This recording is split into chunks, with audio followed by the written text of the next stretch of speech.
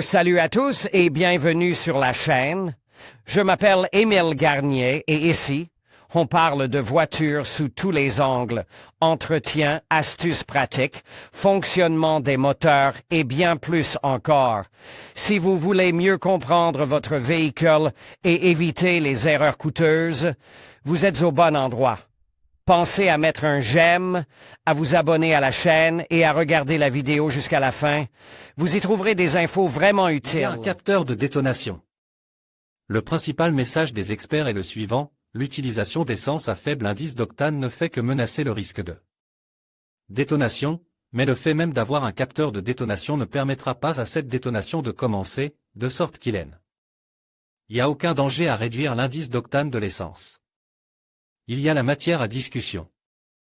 En effet, la première priorité du capteur de détonation est d'entendre le bruit et de transmettre l'information à l'unité de contrôle du moteur. Le capteur de résonance lui-même déterminera que le son est causé par la détonation. Le capteur à large bande enverra simplement un signal au bloc concernant le bruit, donnant à ce dernier la possibilité de comprendre sa nature de manière indépendante, mais l'essence de ces deux éléments est la même: empêcher l'apparition de ce phénomène dangereux. D'une manière générale, l'expert avait raison sur ce point. Mais il n'est pas allé plus loin, et pour rien. Quelle peut être la cause de la détonation? En général, il y a trois causes: un angle d'avance à l'allumage trop précoce, un mélange trop pauvre et une température de combustion trop élevée du mélange air-carburant. Mais ces trois problèmes ont leurs propres raisons, qui sont extrêmement diverses. Une essence de mauvaise qualité, des dysfonctionnements du système d'alimentation en carburant, un mauvais fonctionnement de la sonde d'oxygène de contrôle, lambda, et bien d'autres choses encore peuvent être en cause. Il serait possible d'écrire un grand article sur chacune des trois causes de détonation, et je me contenterai donc de les énumérer. Ce qui est beaucoup plus intéressant, c'est la manière dont le calculateur commence à lutter contre la détonation si le capteur correspondant commence à tirer la sonnette d'alarme. Il est logique que les mesures initiales se répètent: décalage de l'angle d'allumage, recul de chaque cylindre jusqu'à un certain angle, et injection de carburant supplémentaire pour le refroidissement, ce que l'on appelle à juste titre l'enrichissement supplémentaire du carburant. Lorsque le mélange enrichi brûle, la température est plus basse, ce qui réduit le risque de détonation. Si, pour une raison ou une autre, cela ne suffit pas, l'artillerie lourde entre en jeu sous la forme de la limitation du couple et le remplissage du cycle. Théoriquement, on peut considérer que la lutte contre la détonation est terminée et que, grâce au capteur de détonation, rien de grave ne devrait arriver au moteur. Mais c'est le cas. Le prix de la question: commençons par un scénario optimiste: le capteur de détonation fonctionne comme il le devait et il n'y a vraiment pas de détonation. À quel prix a-t-on obtenu ce résultat? Tout d'abord, en enrichissant le mélange. Cela entraîne une augmentation de la consommation de carburant et, pour certains moteurs à injection directe, une croissance rapide des dépôts sur les pistons et les soupapes. Il est impossible d'abaisser simplement la température de combustion du mélange air-carburant et des gaz d'échappement sans provoquer une série de conséquences. La formation de dépôts carbone est inévitable, ce qui entrave le fonctionnement du système de recirculation des gaz d'échappement. Ce phénomène entraîne à son tour la formation d'oxyde d'azote dans les gaz d'échappement, contre lesquels le système EGR doit lutter. Mais si sa soupape est envahie par de la suie non brûlée, elle se bloque tout simplement. Il s'agit là d'un cercle vicieux de dysfonctionnement. Deuxièmement, un allumage plus tardif entraînera une réduction de la puissance et, à nouveau, une augmentation de la consommation de carburant, ne serait-ce qu'en raison du désir d'appuyer plus activement sur la pédale d'accélérateur. En outre, il existe un angle maximal de retardement de l'allumage. En général, il s'agit de 10 à 15 degrés.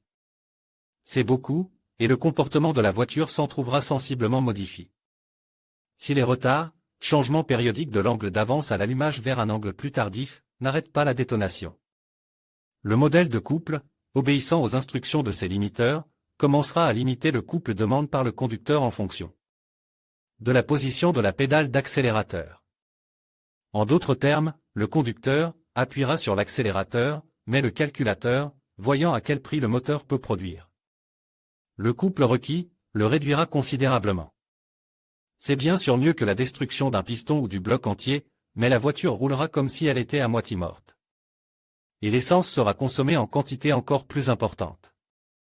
Dans certains cas, la consommation augmentera tellement qu'elle annulera toutes les économies réalisées en faisant le plein avec de l'essence moins chère à faible indice d'octane.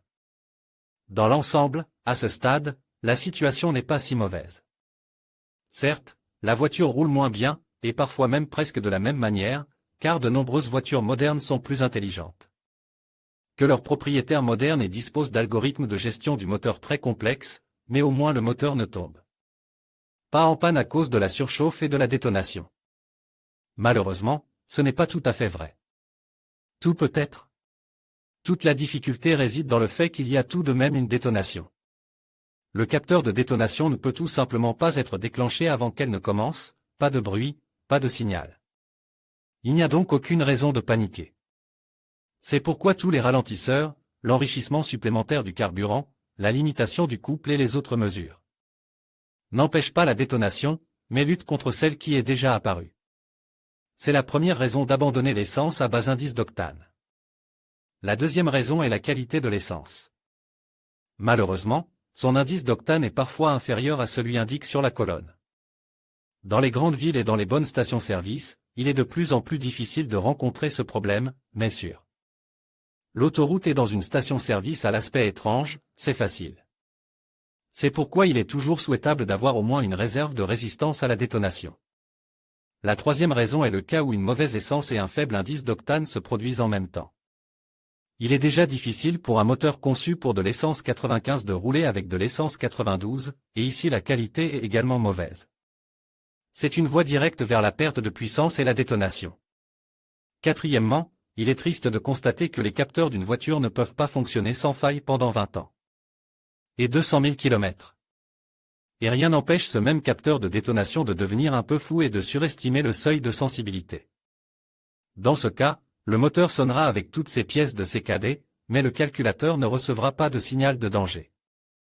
Et si tout cela se superpose à des données erronées provenant du débitmètre d'air, de la sonde de température des gaz d'échappement, des sondes lambda et d'autres capteurs, le moteur peut être ruiné très rapidement. Et cela sans que l'on s'en aperçoive, tant c'est économique et astucieux. Et enfin, le dernier.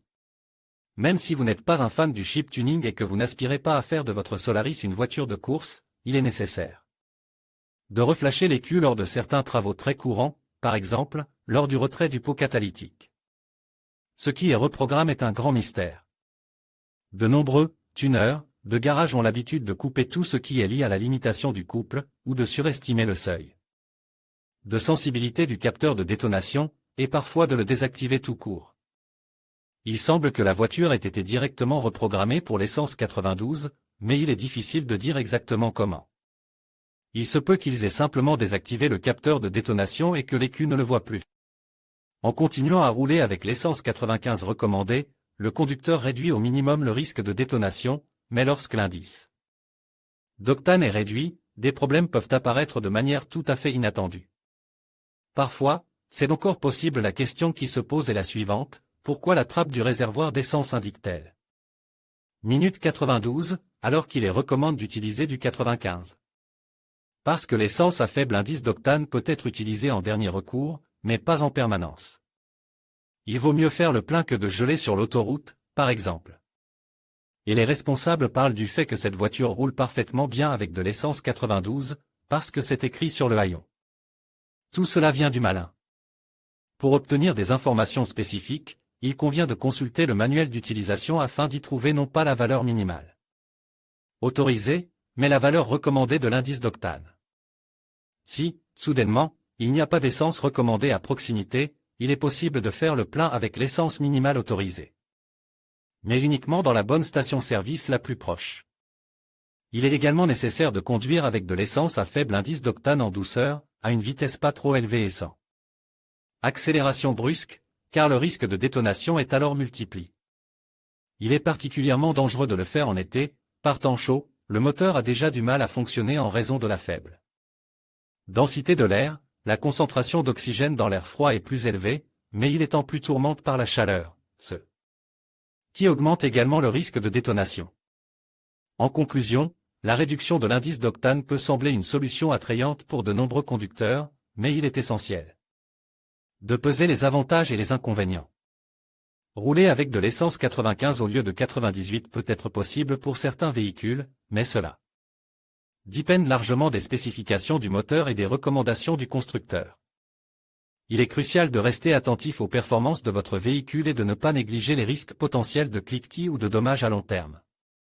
Avant de faire un choix, il est conseillé de consulter le manuel de votre voiture et, si nécessaire, de demander l'avis d'un professionnel. La décision finale doit être éclairée et adaptée à vos besoins spécifiques.